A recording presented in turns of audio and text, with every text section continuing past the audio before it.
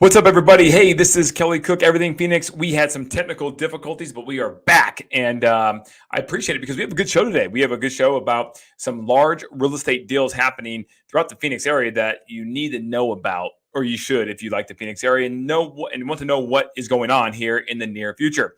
A lot of them have to do with multifamily, but where people go, that's where development wants to follow, right? You can make the case for it being just the opposite too, to an extent. But obviously, jobs, entertainment, people, they all work together. So where are those people looking to move? Well, developers who are spending millions of dollars typically aren't going to just guess on that. They're going to have research studies done. And so these new projects are noteworthy to have a good idea of where the population growth is going with Phoenix. So we're going to jump in and talk about those development plays and those real estate deals that are going on. We're also going to talk about the largest entertainment district that is growing, which is the famous Arizona Boardwalk.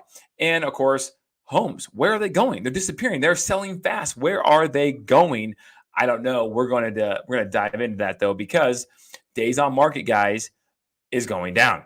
So believe it or not, it's pretty interesting to see the market, how resilient the marketplace has been here in the Phoenix area. It's pretty crazy, guys. So I'm going to share my screen here, and we're going to talk about that here on Everything Phoenix. So here we go, guys. We're going to jump in here, and I'm going to talk about some market. We're going to go over a snapshot real quick. I want to show you where days on market are, with respect to where they were a month ago and where they were even just last quarter and even a year ago or 2 years ago. We're going to pull that up here with the Cromford report because the Cromford report is the best. Remember, Cromford market index 90 to 110 is balanced. Below 90, it is a buyer's market. Above 110, it is a seller's market. All right, so let me share my screen and I'll show you guys what I'm looking at here. All right, here's the data. If you want to really geek out on this is the data that you want to follow and you want to pay attention to. Now, I'm not going to go through every single one of these because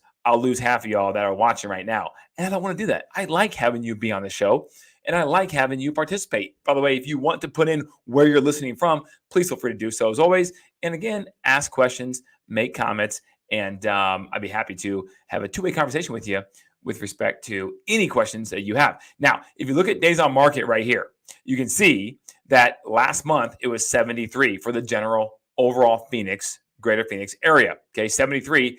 And it jumped down, that green arrow down to 68 days on market. Now, last quarter is 81. Last year at this time, 27. Now, the market had peaked about this time last year. The market technically peaked on May 13th, but no one really saw that the repercussions of that until about mid to late June. Right now, we're at June 1st. So last year at this time, if you were ignorant and you were walking around in a good way, I mean, ignorant in a good way, right? Like that's not a condescending word there.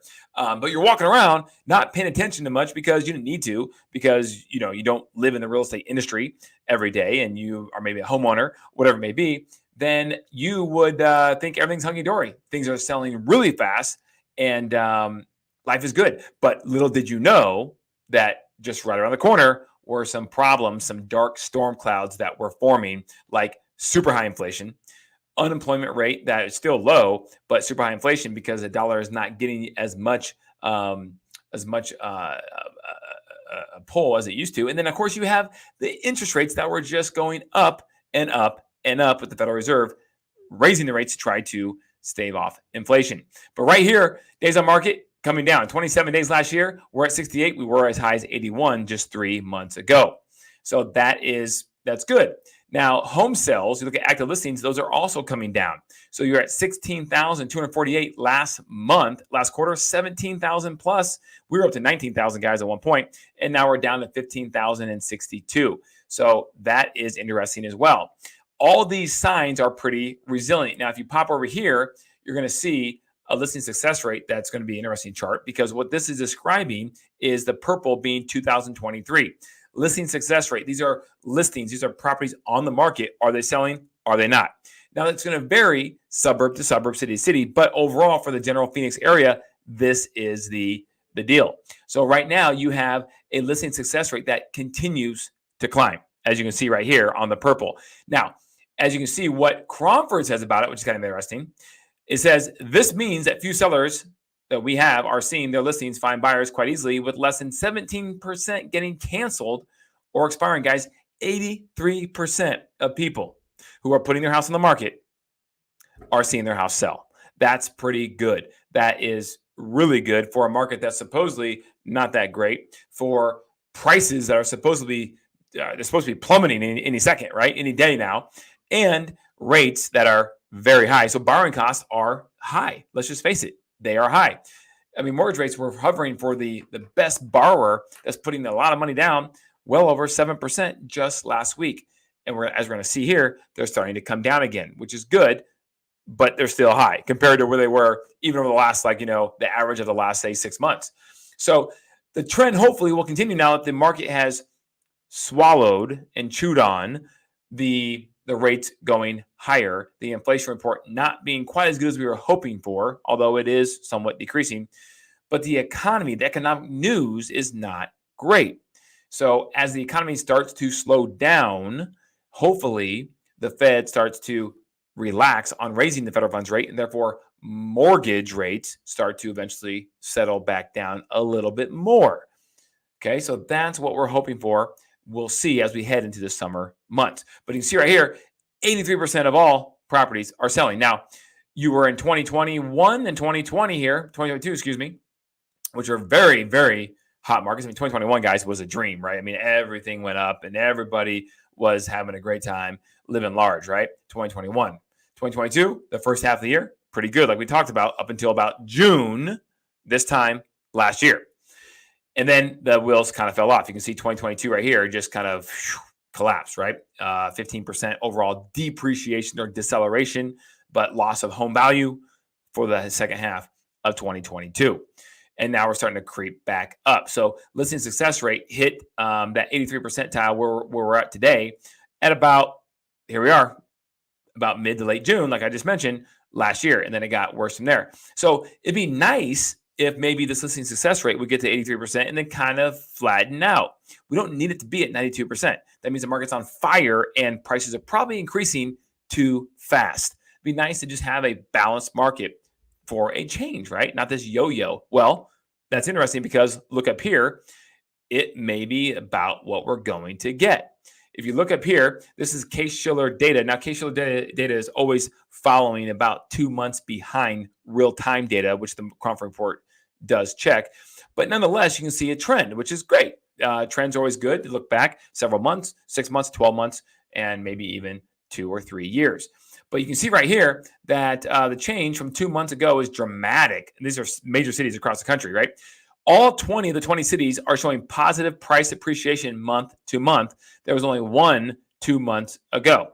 Just one city 2 months ago. Now, all of them are showing positive price appreciation. So it's not just Phoenix, guys, but you look at all the major cities, Miami, Tampa, Charlotte, Atlanta, Chicago, New York, Cleveland, and so on and so forth for the top 20 cities.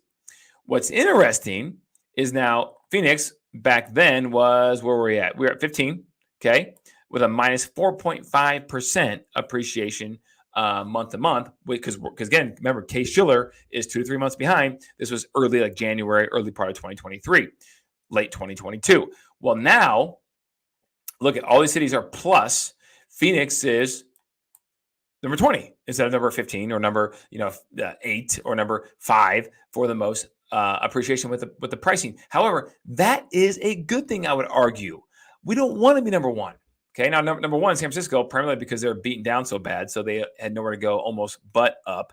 But you look, Phoenix right here. Phoenix has dropped from 8th to last place in this table despite our improvement. The market in the other 19 cities has turned around more violently than in Phoenix. It is quite unusual for Phoenix to move slowly, but a refreshing change. I agree with that, guys. The national average increase month to month was 1.26%, far higher than Phoenix. 1.62% national increase, Phoenix 40.46%. I'm okay with that. And I think I would hope that most homeowners and buyers that matter are okay with that too. Just give me a nice, solid, stable 2 to 3% appreciation a year for a couple of years. And so we can get a handle on everything that's going on. You know what I'm saying? Right? That's what I'm looking for. Okay. Susie, what's going on? Hey, thanks for joining our show. Hopefully we're getting some good value for you. And, about a half an hour show, we're going to knock these things out, talk about some development as well as market updates that we're doing right now. But thank you for joining, Susie. I appreciate it. All right. So now we're going to now jump off this bandwagon here. Well, real quick, May 25th, I got to show this to you, right? This was only 6 days ago, but still nonetheless, everything's green.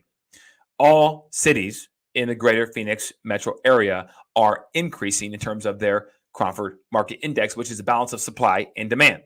So there you go. Everything looks good. Now, hopefully some of this kind of slows down a little bit because, again, we don't want to get too carried away here in terms of our price appreciation. All right. Thanks, Susie. I appreciate it. I absolutely love sharing this information I have, and I'm glad you're listening. Thank you so much. I'm going to keep this live and entertaining for you for the next several minutes until we're done. Okay, so here we go. I'm going to jump over here to my screen again, and we're going to talk about some development. Guys, this is an interesting thing. This is going to be 8 developments that are happening now within the Phoenix metro area. So these are kind of interesting, right? Again, we're not going to harp and go into detail on all these. High level for you. Keep it fast, keep it moving here. But you have a good idea where population is moving towards and around and growing to within the Phoenix area. All right. But first, Abby has a question. Abby, what's going on? Where are you at here? If you had a crystal ball, what do you anticipate summer looking like for the Phoenix Valley? Do you think it'll stay kind of balanced, or do you think it could go crazy with a potential rate decrease? Okay. Now, I love this question. So if I had a bald head, I'd rub it right now, but I don't. So I'm going to try to answer that question best I can. Now, my crystal ball says this. I do think that they're going to offset each other for Phoenix. Why? Because summer is our lower, slower season, especially when you hit July 4th and then go into the rest of July. July is a slow month. August starts to pick up a little bit, right? Because people are back in school. Most families are kind of done traveling, back in school. There's a little more normalcy going on, consistency with everyday life. And so people get back to thinking about buying and selling real estate. Whereas in July, they're out doing whatever, and they're not really considering or worried about that much. In fact, if you look at Cromford report and the data, you typically see that in August, closings, which means July activity, August typically is the slowest month out of the year. That being said, if a good month is about 9,000 to 10,000 homes selling in the Phoenix area, which it is, you're going to look at probably being around 4,500 in a normal year. You can't look at 2021, right? But a normal year, about 4,500 to maybe 5,000. So you're looking around a little less than half, 50% of homes are selling. Now, that being said, there's still 4,500 to 5,000 homes selling in that ballpark in the month of August, meaning the activity in July is still there. It's just not what you would expect in April or November or, February, whatever it may be. So I think they're going to kind of offset each other. I think the rates are going to actually come down. I do believe that in the summertime. And if I had to pick one, my target is around 6%, possibly even 5.75 right in there. I do think that's more likely to happen at the end of the summer, early fall. Why? Because I think you're going to start to see a lot of cities across the country when their main market, that's their high time in the summertime, like most Midwest and East Coast cities, you're going to start seeing them starting to slow down come September, October. And the economy is going to be slowing down because of what the Federal Reserve is trying to do here, right? It's no secret. And so you're going to see them start to react to say, crap, we got to do something to try to now spur a little bit of activity. We don't want to go crazy here, a little bit of activity. And so I think you're going to see that the rates when they settle back down, hopefully into the high fives, not probably until summer is over. But I think overall, they're going to come down a little bit, and you're going to see that offset because of the lack of normal demand that is in Phoenix anyway in, like, say, the month of July. So hopefully that kind of answers your question. I do think you're going to see some good buying opportunities potentially. You're going to have little supply, but demand's going to be even lower than it is today. And therefore, if you're a buyer, could be a good time to jump in. All right. Especially an investor too, for that matter. Okay. Now, going back here to these 8 real estate deals. Let's go. You got Chicago firm here. They're going to kick it off with Chicago, right? Chicago firm starts work on Scottsdale luxury condos, 7 other real estate deals to know. All right, this is one. This is a rendering of Portico, 112-unit luxury condominium community at the northeast section of Scottsdale Road and Loop 101. Now let's pull up a map really quick so you can kind of see what we're talking about here, because we're going to talk a little development here and just get the general idea of the Phoenix area. So I'm going to zoom back out one more time here. You see the East Valley down here, Gilbert, Mesa, Chandler, Queen Creek, right? Apache Junction. That's known as the East Valley, this 202 loop. So the interstate right here is known as the holy cow, Red Mountain. There it is, Red Mountain Loop 202. The bottom part of the 60 down here is the Santan part of the Loop 202. Nonetheless, it is a loop. And it goes all the way now. This is only recent, last couple of years. Now it goes all the way up here and connects to the I-10, which is awesome for people trying to get to the West Valley who live in the East Valley. You have a much faster route. Now, the West Valley is everything over here.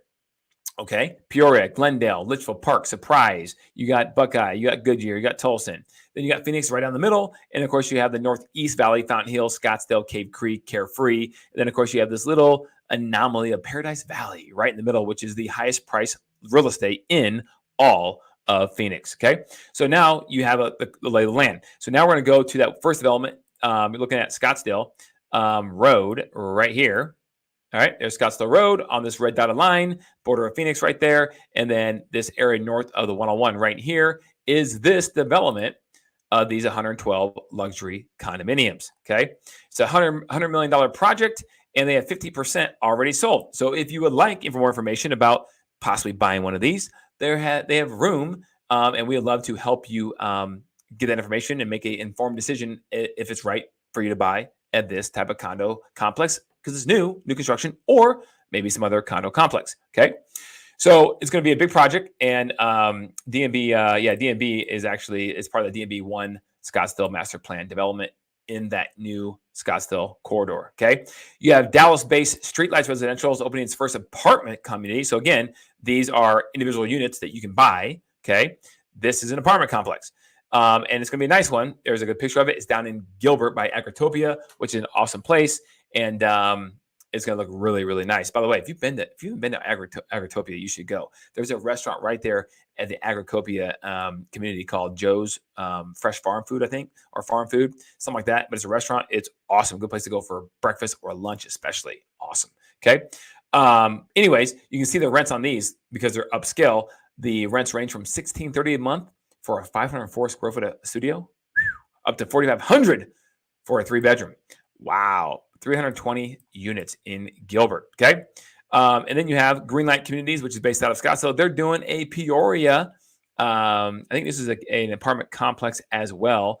And they're doing all kinds of, in downtown Peoria, they're doing a huge project to try to part of the revitalization of downtown Peoria. Peoria is trying to go through this. Okay, so if you back up, guys, Chandler, Gilbert, some of these little niche suburbs have gone through downtown revitalization plans that have just really helped their cities. I'm talking, trendy restaurants, walkability for coffee shops, and things of that nature. So Peoria, downtown Peoria, which has a great location, by the way, because it's close to the 101, is trying to do the same thing. So I think in the next 5 years, downtown Peoria will be a place to really maybe invest in now, because it's going to appreciate in property value in 5 years. I really believe that. Okay, just a little tidbit. All right, next one.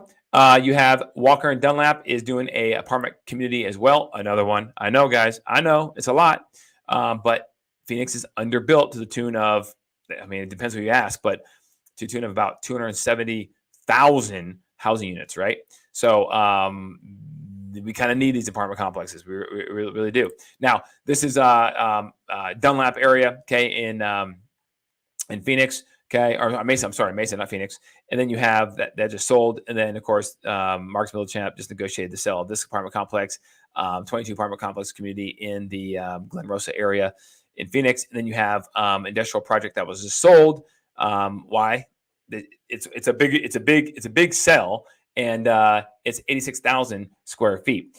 There are a lot of businesses looking for industrial storage or industrial square footage. And so this is a big sell for a lot of square feet right there. Then you have a Buffalo Wild Wings Go. This is the newest fad, right? Because ever since COVID, a lot of people want to just go to the drive-thru and don't want to go in and sit. And so Buffalo Wild Wings is providing that in this restaurant in Surprise. So now you can just roll up, get your food, and get out. Okay. And then last but not least, if you are looking for a franchise to possibly invest in because you want to move to Phoenix and you want to own some sort of business, maybe you want to look at Launch.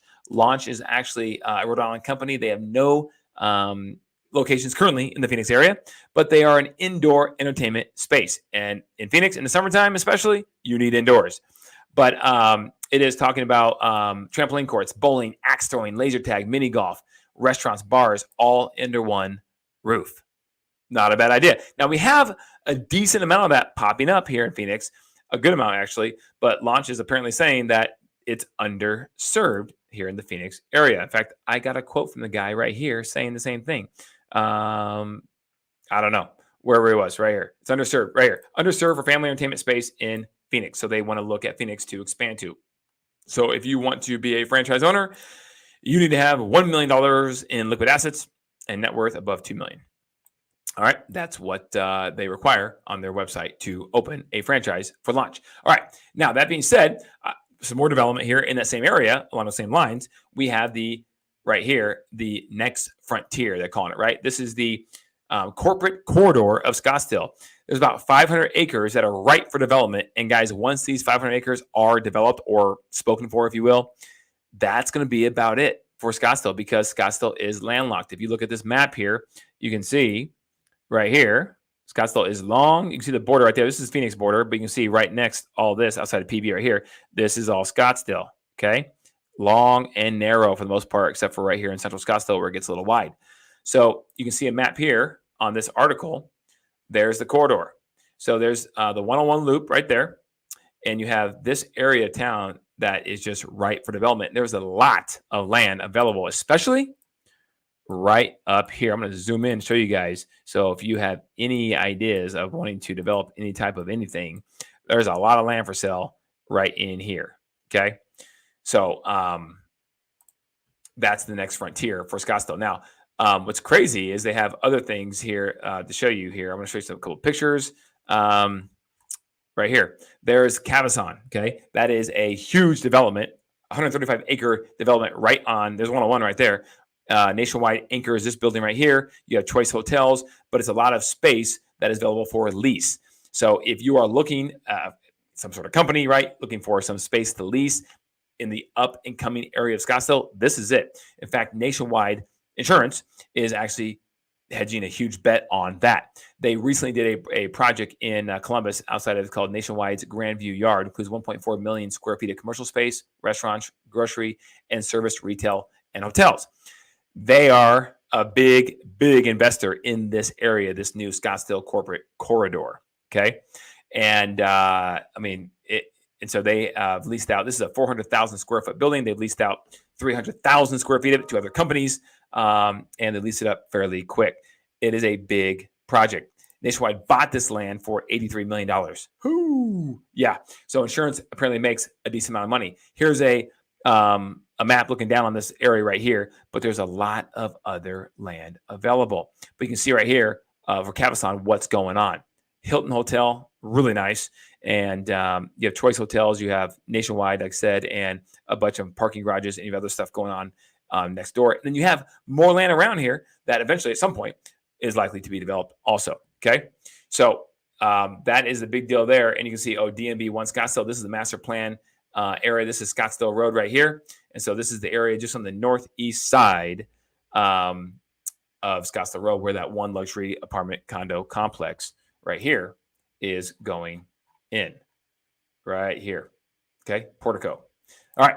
So last but not least, you get a little picture of what's going on here. And that's the old Henkel building that they're redeveloping.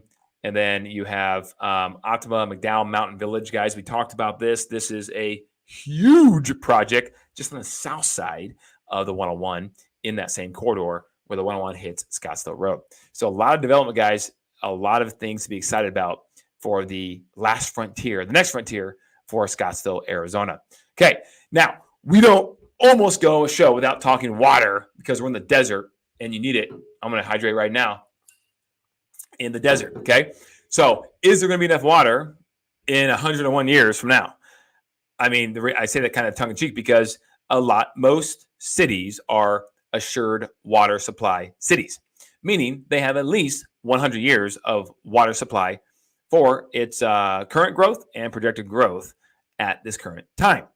But obviously that could change with an exorbitant amount of population that moves to someplace, some city, as opposed to some other city, or whatever happens with the weather and rain and so on and so forth.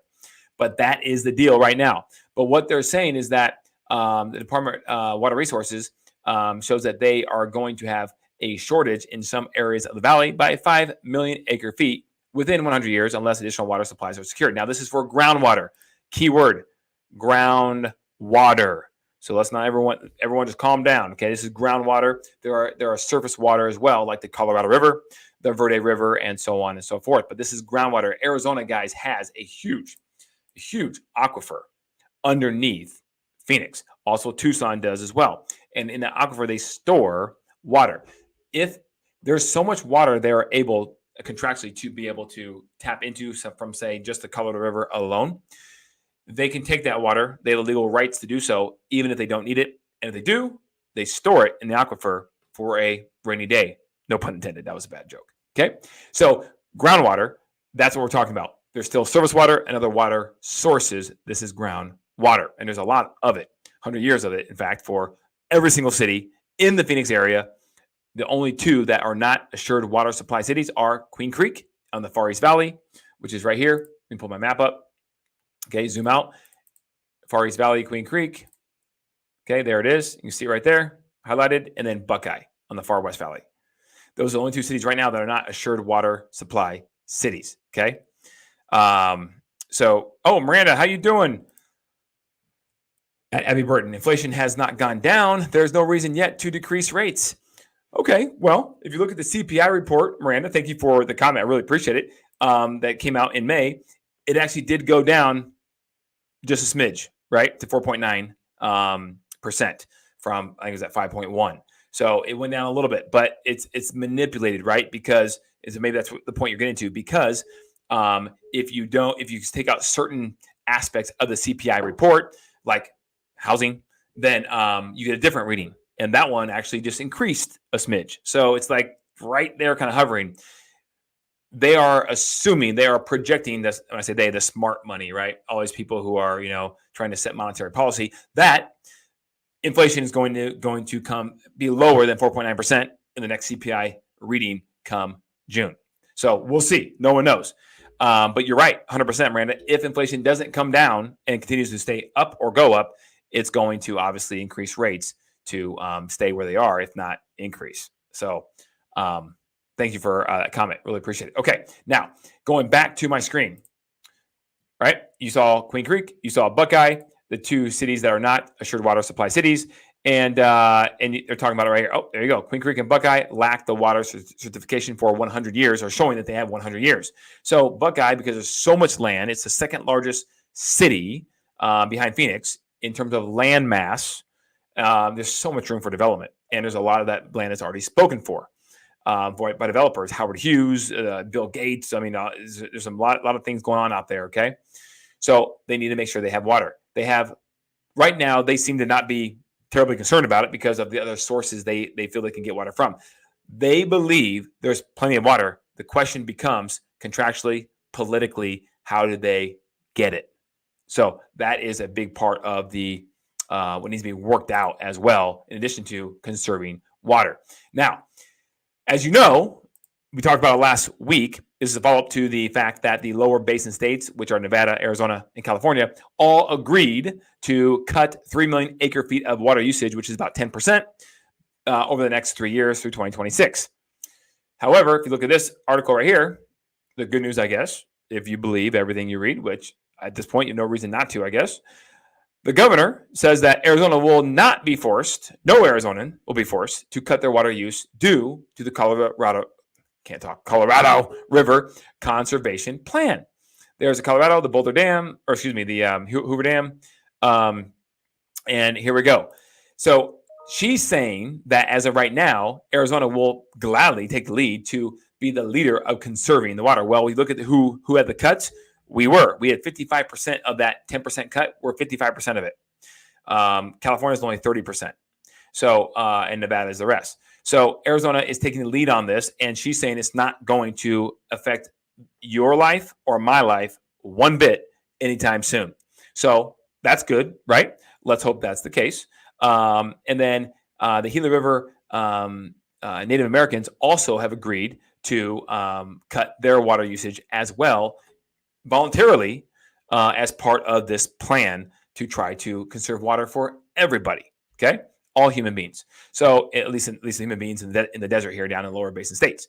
So that's what this article is about. So I thought it was interesting that you guys know that that is where their minds are at. That's where their heads are at, and hopefully they're not just saying it, and it's not just lip service, right? And hopefully that there is no huge curtailment of water usage for individual Arizonans that are currently living here. Okay, but that is the deal on that as of right now. That's the water news for the day, guys. So we're quick hitters. We're going to get down and dirty on the important facts, and that's what we do here at Everything Phoenix. So there's the water news for the day, and there'll be more probably next week. You guessed it. All right, so here we go. This is interesting. Low-cost carriers drive growth in Phoenix Sky Harbor passenger traffic. Okay, so there's a lot of traffic that goes through Sky Harbor Airport. You guys know it's a fantastic location, guys. If you've not visited Phoenix, my goodness, I go to some cities like, I don't know, just Denver, or I could just other cities where it's on the outskirts, the airport's on the outskirts of the city. You're going to drive so far to get to your location. Well, Phoenix is amazing. Right in the heart of Phoenix, you have Sky Harbor International Airport right here. And you got downtown over here. And you got Tempe, the Arizona State over here. You're just right in the center of it all at Sky Harbor. So it's easy to get in and out, no matter, for the most part, no matter where you live in the valley. It's right in the center. But Sky Harbor gets a lot of traffic, right? And so this is interesting because a lot of low-cost carriers now are driving the traffic, the airlines traffic to Sky Harbor. So the three largest airlines at Sky Harbor, American Airlines, Southwest, and did you know number 2 was Delta? I didn't know that. I knew Southwest and American are huge here in Phoenix with some type of hub, but Delta is number 3, okay? They all saw passenger increase traffic in April from the year before, 7.3, 2.8, and 6.3% respectively. And they are responsible for the majority of passengers at Sky Harbor Airport. But the low-cost ones, Spirit Airlines, and the smaller ones, Frontier Airlines, are making a statement here in Phoenix. So if you're looking to go buy a plane ticket somewhere from Phoenix, consider maybe those smaller airlines because you might get a better deal. We're here to save you money at Everything Phoenix as well. And that's where we're aimed to please, guys, all the way around. Save money, real estate knowledge, development knowledge, water knowledge in the desert. You got it right here. Okay, this is an interesting article. You guys know, speaking of development, this is the 101. That's that same corporate corridor. So here we go. Let's pull the map back up. I want to show you guys where this is really fast. Okay, this is that same corridor right up here in the Northeast Valley. You have the Mayo Clinic right here at the 101. Okay, and in Phoenix right here. There's the Mayo Clinic, 101. So this little sliver of land right here, south of 101, is this right here. We got that slick development. I mean, that's going to be awesome. All this currently is not there on that plot of land. But you do have the Mayo Hospital right over here. And so ASU is going to be a big part of a joint venture with, I believe, Honor Health on this project. So Mayo Clinic obviously is going to have a part of this too, but the Arizona State here and Mayo Clinic, there you go. That's part of the deal. It's 120 acres Discovery Oasis Innovation Zone, primarily for healthcare. But here's the main thing. Right now, they're saying that Arizona is short right here. The state needs to add about 14,000 nurses. Guys, 14,000 nurses. That's a lot. And so Arizona State is going to lead the charge on trying to educate those new individuals coming up, that are in high school right now or whatever, that want to be nurses at some point in their future for their career. So that's pretty cool. It's going to be innovative. It's going to be a lot of research there. And it's just going to be a really, really big campus that's going to provide a lot of employment as well. So again, that Desert Ridge area, the area right around there from a housing standpoint, would be a very, very smart thing to probably invest in. Okay. Larry, thanks for commenting. Good evening. Question: are there any theme parks in Arizona? Oh, Larry, there are, but they're small. Now, the rumor has it that there's an investment group that's looking to build a Six Flags out on the west part of the valley. So let me pull my map back up, share my screen here, so you can see what I'm looking at on this map. But there's a rumor that this is supposed to be happening here Well, the rumor's been going on for a couple of years and nothing's happened yet. But out here, west of the White Tank Mountains in Buckeye, right out here, okay, they're looking to do a Six Flags theme park. That would be awesome. Phoenix could really use it because it's nice all year round. You have very little lightning, right? Monsoon season, you're going to have some of that. You have very little rain. Now it's going to be blazing hot in the summertime, but 8 months out of the year, it's really nice weather. So I would think a theme park, a major theme park, would do really well in Phoenix, but we don't have a major one. We have small ones. We have castles and coasters. We have golf land out here in Mesa. There's one right here, Larry, off the 60. Really small, really small. Some water slides. You have one on the I-17 right here in Central Phoenix that has a small little roller coaster and of course, some other things too as well, but nothing large like a major theme park like Six Flags or Magic Mountain or anything of that nature, unfortunately. Hopefully, over the next 5 years, that's coming. But great question. Thank you for asking that question. I'm sure if you're wondering, other people are too. Okay. Few more things. We'll wrap this up here. But before I go to any more development, let me just pull this up here, guys. Let's talk about rates. We talked about it a little bit here earlier today, but let's talk about it right now. So, guys, we were well above 7 right there. You see 7. I had it right there. Where were we? Boom. We hopped into 705, right? The graph's too small. There's a 7. But we're back down to 685 on a 30-year fixed, and it's hopefully going to continue to settle back down at least around 6.5 for the short term. And if we can get over the next 6 months down to like 6, low 6s, or maybe even in the high 5s, that'd be awesome. But please understand, I'm not telling you that's going to happen. I don't know. Nobody knows. But I do think with the economy slowing down, the Fed has to do something, right? The plan can't be to just raise rates continually every single month in perpetuity, obviously, right? It's cyclical. So at some point, hopefully rates will come back and settle back down for a longer period of time in the low 6s to high 5s. That's my hope. Now, let's be clear. Unless something really weird happens, we're not going to see what we did just 2 years ago in the 3s, low 3s, high 2s. That's not coming back anytime soon. But hopefully, if we can settle back down on a somewhat consistent basis around the high 5s, low 6s, I think, I know a city like Phoenix and their market and their pent-up demand and all the population growth and development growth in Phoenix will be just fine. And buyers and sellers will feel comfortable selling and buying real estate. So hopefully that happens here for Phoenix. All right. So let's pull this up here. This is great. Sports business. I love getting a little light on some things, guys. And Diamondbacks home games are MLB's most affordable families. Now, part of that could be because we haven't been that good, right? Let's be honest about that.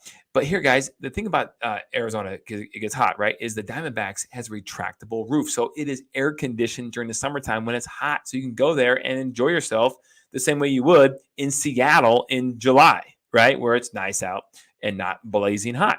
So they're just talking about here that if you want good family entertainment, obviously the other sports, football, basketball, could be pretty pricey. Summer baseball, Major League Baseball, professional baseball, see the best athletes out there possibly that you can, pretty affordable. In fact, it talks about a couple things.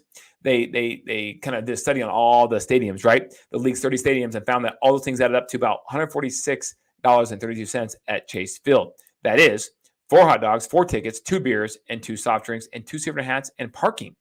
Okay. So 146 is not that bad for all of that. 4 tickets, 4 hot dogs, 2 beers, 2 soft drinks, and 2 hats and parking. Okay. The price is $33 lower than the second most affordable ballpark, which is Lone Depot Park at the Miami Marlins. I probably wouldn't have guessed that with it being in Miami. Okay. And then, of course, you have the most expensive ballpark. Go figure on this one, Fenway Park.